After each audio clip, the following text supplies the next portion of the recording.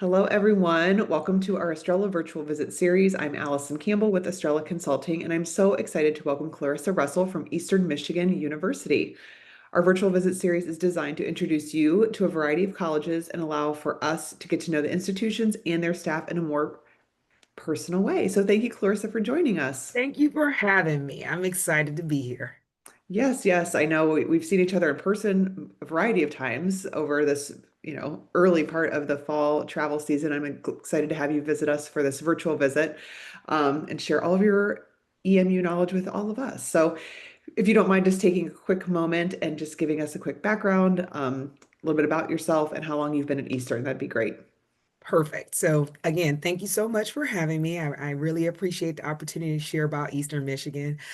I am a regional recruiter who works with all of the students from outside the state of Ohio, or excuse me, the state of Michigan, that choose to either visit with us, submit an application, and walk them through the process of just higher education. And so, I've been on this path since 2007. I can't believe that. Wow.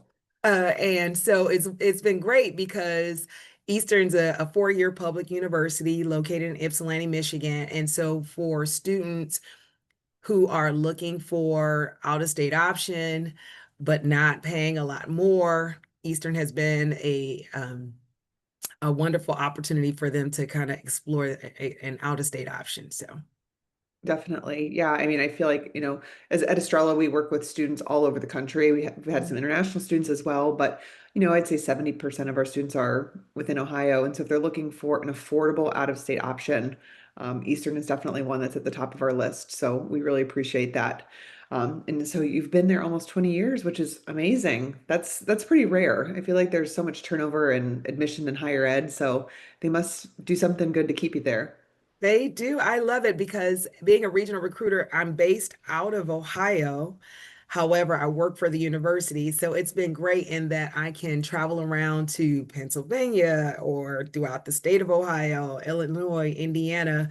But really, if any student touches our or wants to know more about our campus, then they get directed to talk to me. So that's been great. That's great. So as you're on the road recruiting, what type of student do you feel like thrives at Eastern Michigan, or what type of student are you looking to recruit? Great, great question. So at Eastern, we have a tagline of all are welcome here. And so truly that shows up in the way that we support the high achieving students, those who are qualified um, to compete for one of our presidential scholarships. Those are students who've got a 3.5 GPA and 1200 on the SAT or 25 on the ACT. But then also we have a lot of resources for students who may be on the spectrum. We have a very strong department that supports students that are on the spectrum. We also have our Disability Resource Center that supports the students who are maybe have a 50 or 403, 503. And so, and all of the students in between. So one of the things with us having the tagline of all are welcome here, I think Eastern is a good fit for students who want a smaller campus experience, but at a mid-sized university, because we've got Mhm. about 14,000 undergraduate students at our Okay. university, about 5,000 graduate students. We only have about 4,000 students that live on campus. So it feels like a smaller school within a bigger school. And I know you're thinking, well, where are the other students that are not on campus? Yeah. Many of them live either in the city of Ypsilanti or Ann Arbor, because Ann Arbor is 1 mile away from us. And so many of Okay. the students who want a really big school experience, um, and all the amenities that come with that can travel 1 mile down the road and go for the arts fairs and all those beautiful things and come back to Ypsilanti, which is 1 mile away, and enjoy the smaller classroom experience that we offer. Mhm. Okay. Yeah, that's very interesting. So if you have first year freshmen, if they're not maybe, from Michigan or living close to home, or their home is close to campus, is there a residency requirement, or how many years do typically students stay on campus? We do require our first year students to live on campus at least 1 year, and then that Okay. after that, they have the option of living off campus. I also like to highlight that with our 11 residence halls that we have on campus, there's graduated housing within that. So we do have a first year center, which has two people in each room joined by a bathroom. We also have Okay. on-campus apartments. So there's different options for students to continue to stay on campus if they choose to, but there's lots Okay. of housing around campus too. Okay. Yeah, I think that's always a question that we get.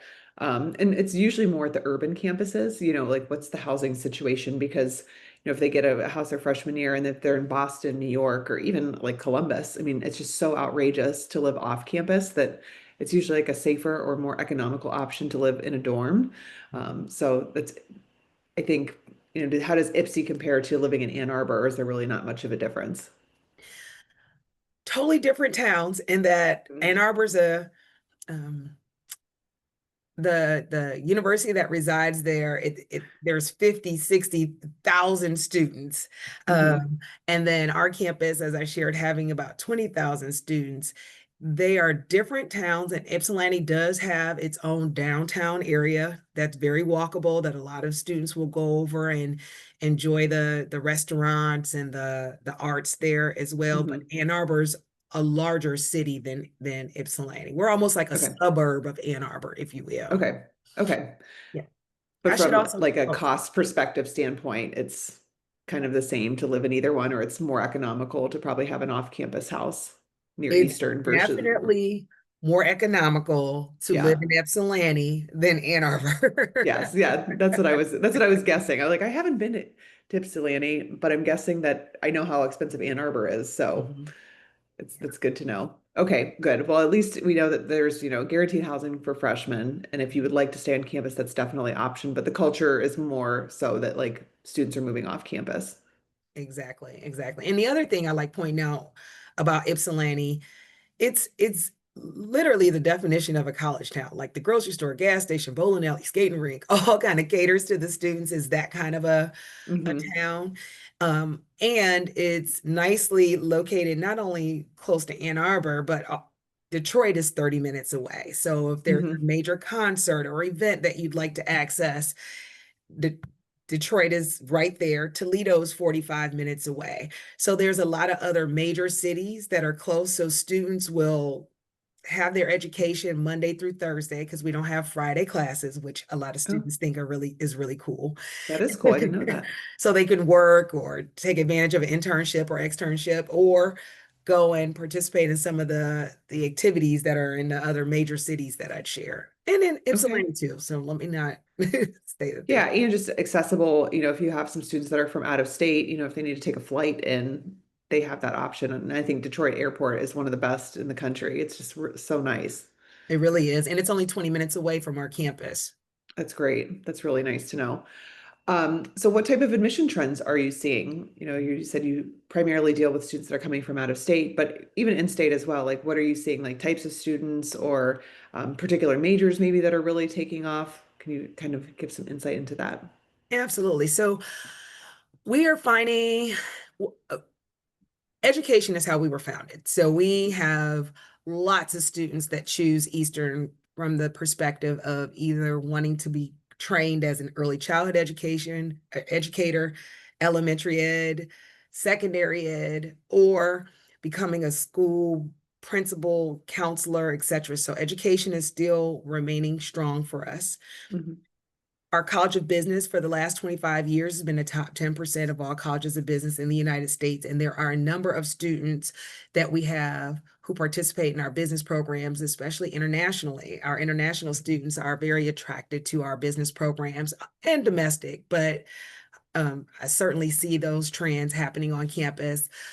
We have several programs where students within the College of Business can earn their bachelor's and master's degree in 5 years. So they cross stage one time with 2 degrees, which Mhm. is really cool. Yeah, Within and our more college, economical typically.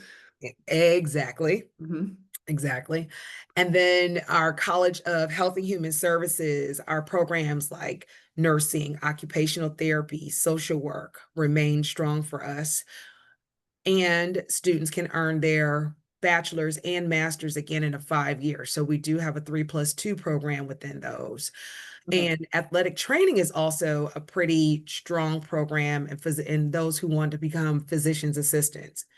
Then within our College of Engineering and Technology, we have full programs of mechanical engineering, electrical engineering, polymers and coatings, which is kind of our version of chemical engineering, Okay. and aviation, which is a program that you don't find often. So a lot of students are really attracted to our aviation program. They Yes. can get Yeah. their flight hours less than 10 minutes away from our campus with crosswinds. And then within arts and science, it's all the things, the psychology where we offer the bachelor's to the PhD, and then criminology, Okay. criminal justice. A lot of students are interested in those programs. And of course, the pre-med, pre-law, pre-dentistry, pre-architecture, etc.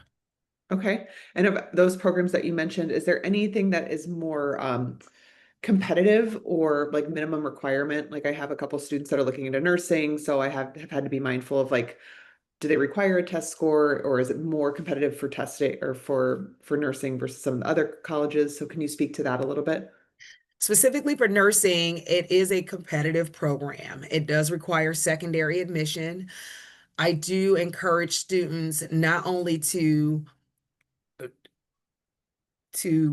apply to the university, but apply with their best information, giving us all the information so that we can go through and look at some of the sub scores. Because even Okay. though we do not super score ACT or SAT, the sub Okay. scores are looked at within the program in order to make the decision about students that will fill that spot.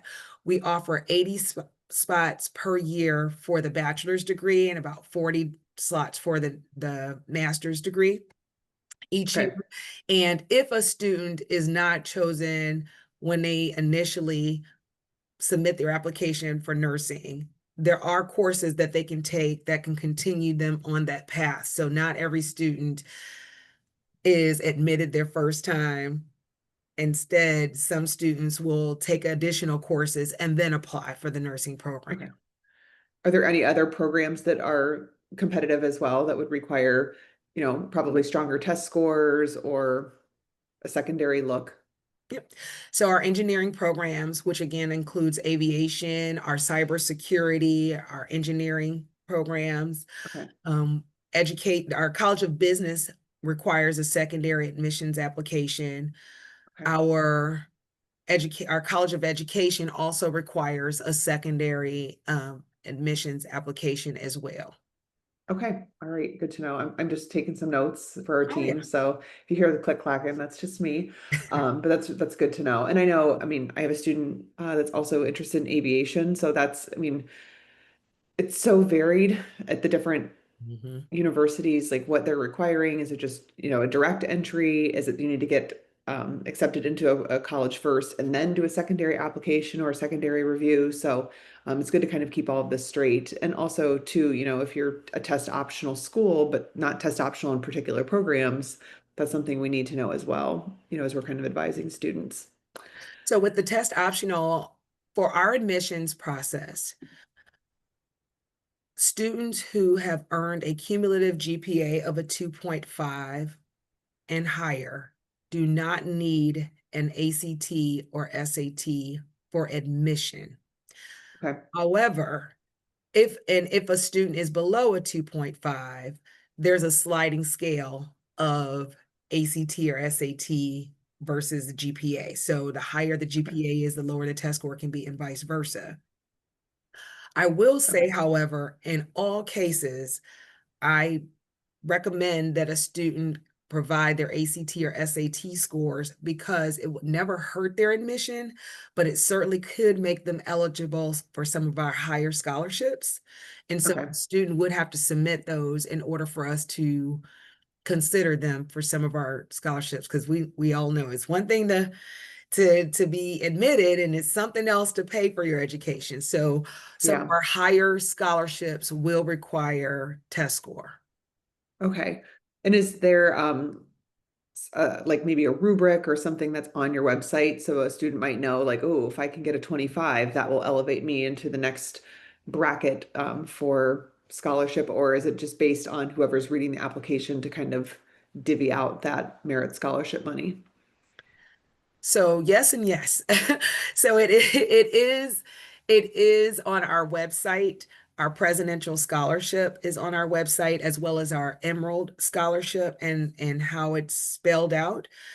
Okay. However, when I am evaluating a student's admission, I will then go through and say, oh, this student was admitted with this GPA, and so they will automatically default to this amount. Now, there are some cases where a student's GPA is right on the line in their seventh semester, meaning after they've earned their grades through December. And if we receive an updated transcript that's got a higher GPA on it, Mhm. then as long as it's received before March the 15th, a reevaluation for the scholarship piece can be made. Okay, so if they're on the line or if they're close, they can send an updated transcript through March 15th. Mhm. Okay, it's good to The know. student would just need to contact us and let us know, I just sent in new test scores so that we can manually make that adjustment. Okay, that's great. There's usually some very like cutthroat deadlines, which, they have to be, or they can't update anything once the application goes through. So that's definitely appreciated, especially for the students that are experiencing those upward grade trends and, really sticking, staying solid through that senior year. It's good incentive for them to not slack either. So let's talk a little bit about student life. So I feel like being in Ohio and being like kind of surrounded, I would say, by like institutions as far as like mid-size public schools with similar enrollments and whatnot. Can you tell us like what are your students doing? Like what exciting things are going on campus? Yep. So I often reference some local universities that are very similar in terms of the field, because some students may have toured or experienced Kent State in Kent, Ohio, or Ohio University in Athens, Ohio. There are also MAC schools like us. So if a student has that interest in a MAC school, those are probably the most similar in terms of Hmm. what the feel of campus is like. In terms of things to do on our campus, we have over 250 club sports and organizations. We have 20 NCAA Division One sports teams that are a part of Hmm. our campus.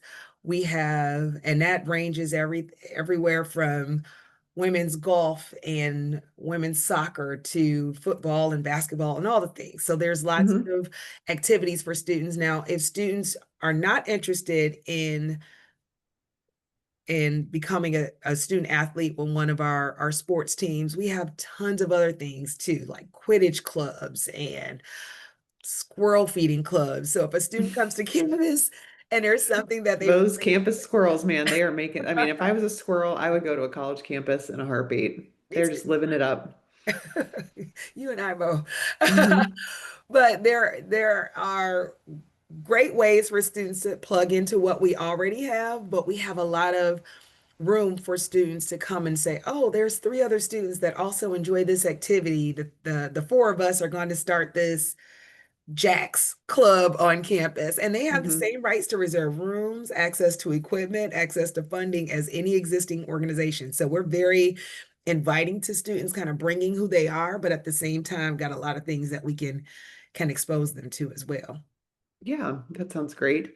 Let's talk a little bit about opportunities for students while they're at EMU and maybe beyond. So, is there any type of like experiential learning requirement? So, are they required to have an internship or do a study abroad or something of that nature?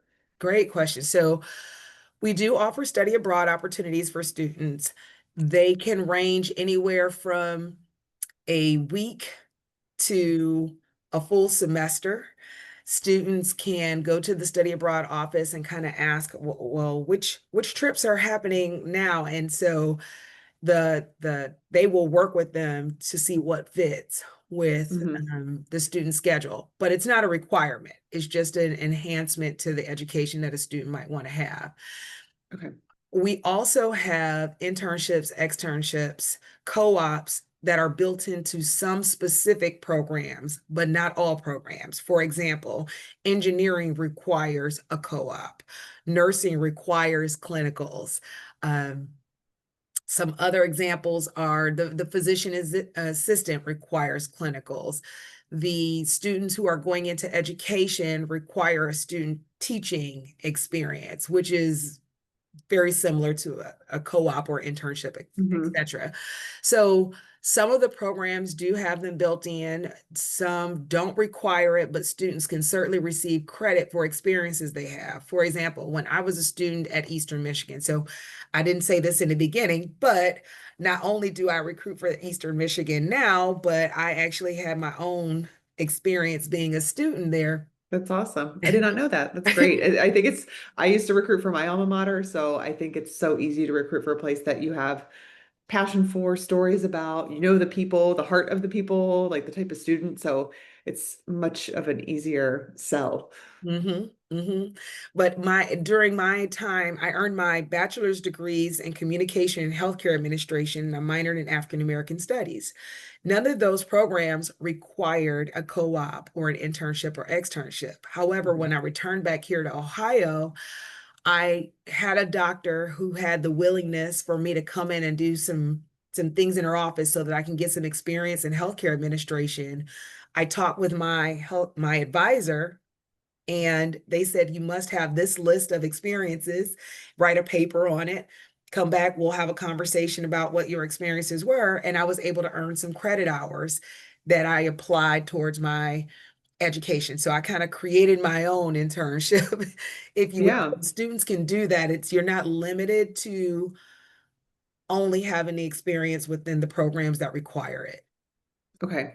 Yeah, I mean, I think even now, just as we're advising high school students, just the opportunities that you can take to get your feet wet, to do an internship or a shadow, because I think students think that they know what they want to do. And I feel like, especially in somewhere like education, God bless our educators. I mean, they are fantastic.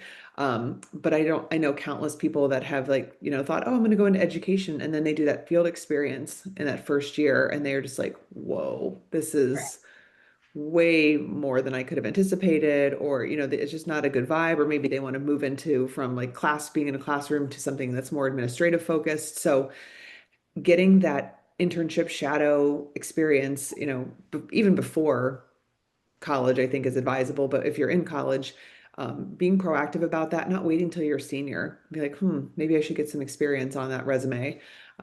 Those students that are really, taking advantage and being go-getters, they win. They're the ones that are have job offers before they've graduated because they've done their due diligence and or if maybe it's not a great experience, you have the opportunity to pivot if you've done it a little bit earlier in your career versus waiting until you're a senior and being like, I hate this. This is terrible. Mhm.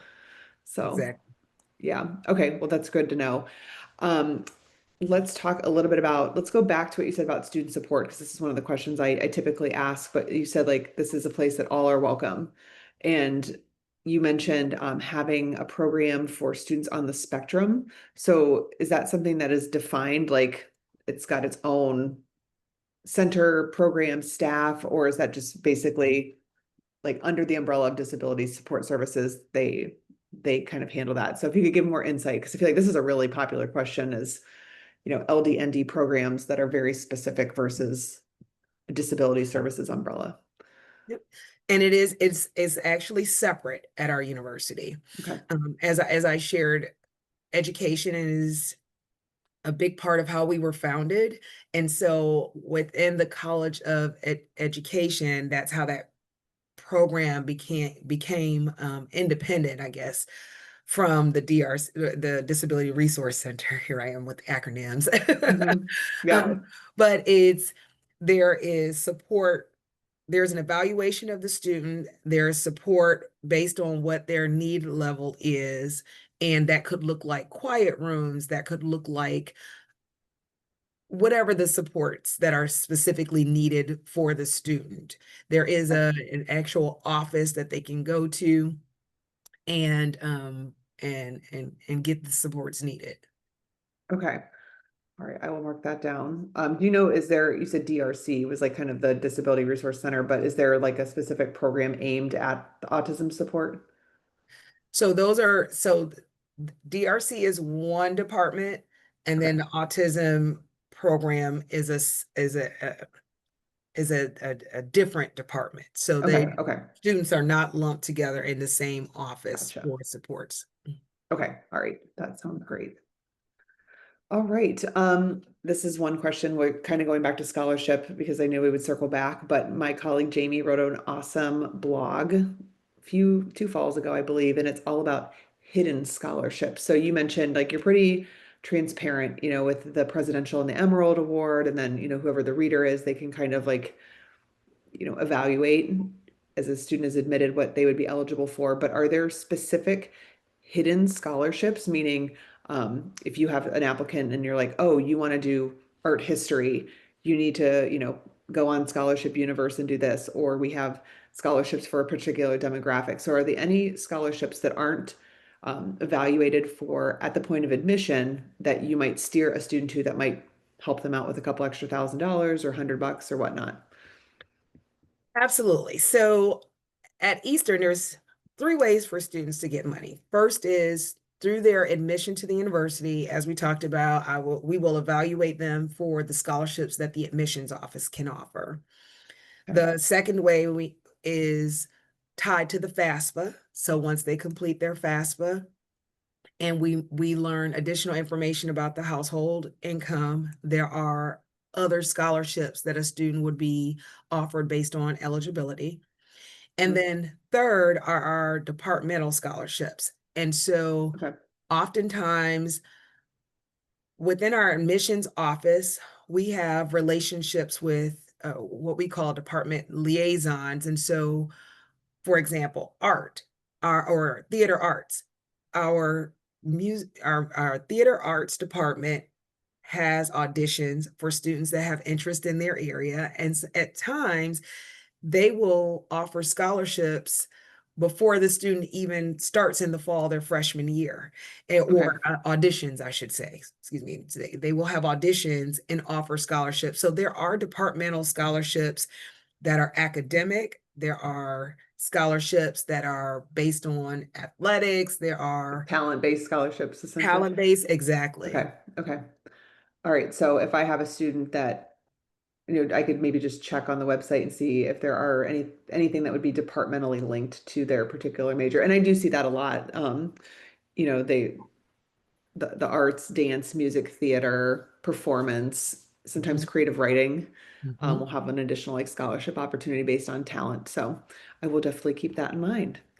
We also have our undergraduate research symposium where students in whichever field they're choosing to study can work with a professor to create some level of research, and those students are offered scholarship based on the research that they've done with the professor. That's just one other example outside of the admissions office that is not department specific and it's not admission specific, but it is an opportunity Okay. for students to get money. And that would be typically for like sophomores, juniors, seniors, because it's Exactly. hard to do that as a freshman. But yeah, I'm sure any type of way that a student can help finance their education, they are up for. So I will mark that down as well. Understandable. Yes. So, okay. Well, I feel like this half hour is going extremely fast. I will ask one more like question, then we'll wrap it up. Do you have an honors program? We do. Okay. And the criteria for the presidential scholarship competition is the same in the uh, criteria, in that a student must have a cumulative GPA of a 3.5, a 25 on the ACT, or a 1200 on the SAT in order to, and they must be admitted with that information before December the 15th to participate. All students who have eligibility for the presidential scholarship are offered an opportunity to be a part of our honors college. Okay. And is there any type of monetary incentive to be a part of the honors college? Or, like presidential scholarship and honors are separate? They are separate, Okay. because they are separate, and there is not additional monies but those students are offered higher scholarship even at the starting point of their application. So honors, a president, an honors student could even receive as high as $12,000 just for submitting their application to us. So their access to higher scholarship awards initially is significant. Okay. All right. Very cool. All right. Our last one. So this is a softball, I feel like. But aside from yourself, who would you say is the most interesting Eastern Michigan alum or notable, I Nice guess? I have interesting. question. Yeah. I like that. So Usually I don't get to say aside from you, but you could have, I guess you could have answered yourself, but I wouldn't have done that, but I'm thinking I enjoy sharing that uh Gerwin, the basketball player that would smash the backboards back in the day. I thought that was such a cool thing to learn. So I think he's pretty interesting for having been known for that. I think knowing that Judge Mathis is an EMU grad is oh, kind of that's cool. funny. We've also got an actor off of Special Victims Unit. The lieutenant is an EMU grad. Oh, Yeah, the I'm gonna older mark him. guy?